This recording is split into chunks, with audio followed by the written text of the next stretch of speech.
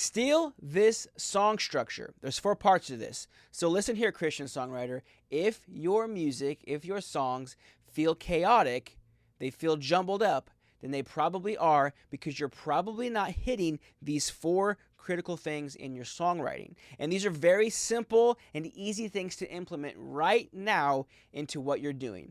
So let's look at it right now. I'm going to show you the whole thing right now.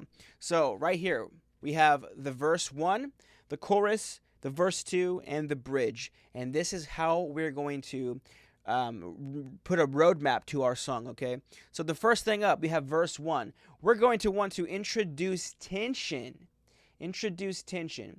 So here's the thing. A lot of Christian songwriters especially, they don't write with any real meaning other than a bunch of Christianese. All right, but here's the thing. You've got to have something clear, something to hit, something to impact with.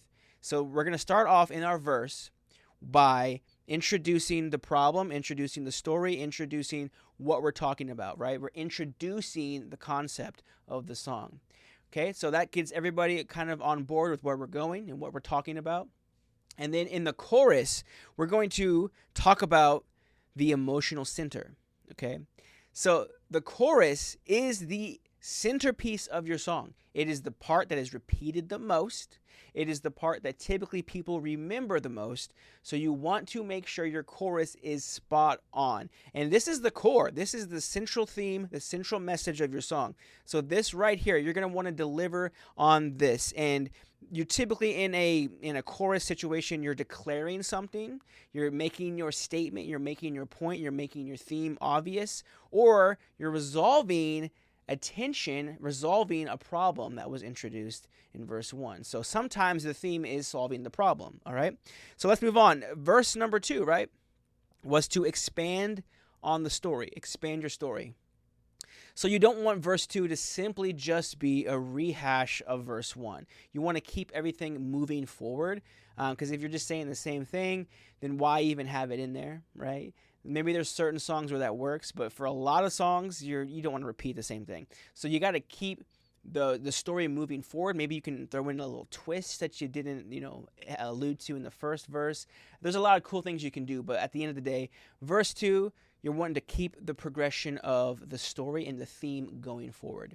And then, of course, a chorus is going to probably come there again, and that's, again, your central theme, right? And then we come to the bridge. So I'm going to show it to you one more time. We come to the bridge. We have raise the emotional stakes. So the bridge is a cool thing because you can do anything in a bridge. You can go way off in left field. You can really do whatever you want. You can introduce different chords and different sounds and different, you can even bring in different elements that you haven't talked about or deepen the elements that you already have talked about. But normally what you're going to want to do in a bridge is raise the stakes. Raise the emotional stakes, because you've already brought in the concept, but it's probably not been fully thought out yet all the way through a verse 1 and a verse 2 and in a chorus. So in a bridge, you have a great opportunity to raise the level of the emotional stakes. Get the listener actually invested into the song. Make it a cool payoff. Make it something that's unresolved. You can do a lot of different things.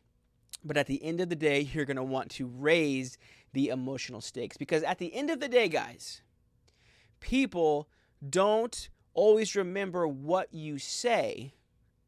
They remember how you made them feel. So that's why I'm hitting so hard on the emotion, because you don't have to be groundbreaking in what you're saying, but you need to communicate that emotion so it sticks in the mind of the listener. So raise the emotional stakes. Make sure you're saying things clear in your chorus, and then just deliver the tension, deliver the storyline, right? That's the simple 4-part framework that's going to make your songwriting just go to the next level.